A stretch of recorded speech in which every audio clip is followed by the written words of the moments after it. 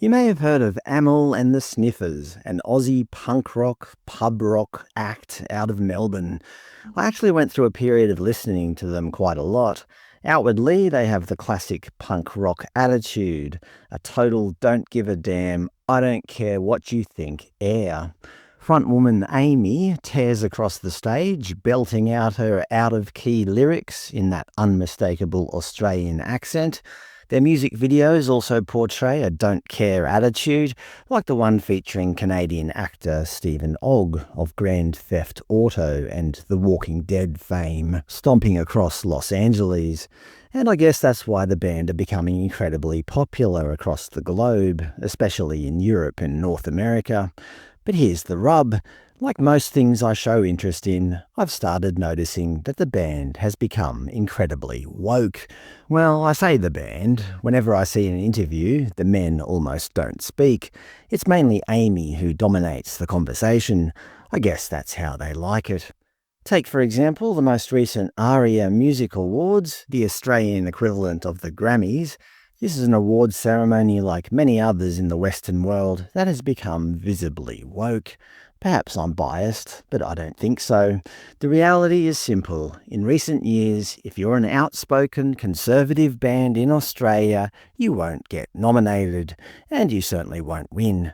I challenge anyone to prove me wrong.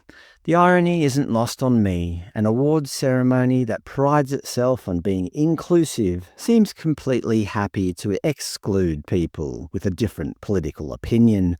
But then again, that's typically what we see with wokeness. It's more about exclusion than anything else. And that brings us back to Amyl and the Sniffers. They ended up winning 4 awards: Best Cover Art, Best Rock Album, Best Group, and the coveted Album of the Year. Yeah, sure, they play up their punk rock persona. They want you to think they're the rebels of the music industry. But when it came to their acceptance speeches, the facade quickly dropped. ABC News was quick to publish their inclusive speeches, which is right up the ABC's woke alley. When accepting the award for Album of the Year, frontwoman Amy didn't waste any time. She said, "As the new Prime Minister of Australia, I'd like to say all immigrants are welcome. I'd like to say land back, the dollar's going up, and every pub gets $1 million." The ABC refer to her larrikin cheek as if she's being rebellious in saying what she says. This isn't too surprising if you've seen her other speeches. At the Coachella Festival in California earlier this year, she said, "I just want to extend my love and support to all the trans people, all the gay people, all the black people, all the immigrants, illegal and legal, and everybody else, including women and the effing men, because everybody's getting effed up from it. I'd also like to extend my heart to the people in Palestine and the people in Ukraine, because F dying in any capacity and F getting murdered by other people for BS." This is like some kind of woke checklist, is it not? She did mention regular men, but not until after mentioning every other identity group. I think she thought that her inclusive speech might have made a few people feel excluded, so she added, "and everybody else," just to cover her bases. Perhaps she should have just said, "I just want to extend my love and support to all people." But as we know with woke, you can't include everyone. That's just bigoted. In June, at the Glastonbury Festival in England, she said, "I'm thinking about the people in Palestine. We're from Australia. We ain't doing jack. I know yours aren't doing jack.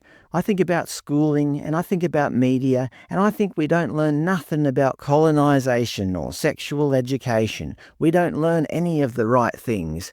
They want us to shut the F up because if we think about Palestine, then back home in Australia, we think about the Indigenous people there.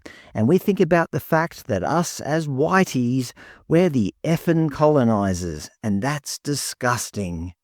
When introducing their song Knifey, she dedicated it to all the ladies, all the T-girls, and my non-binary and trans friends, before adding, "F. J. K. Rowling."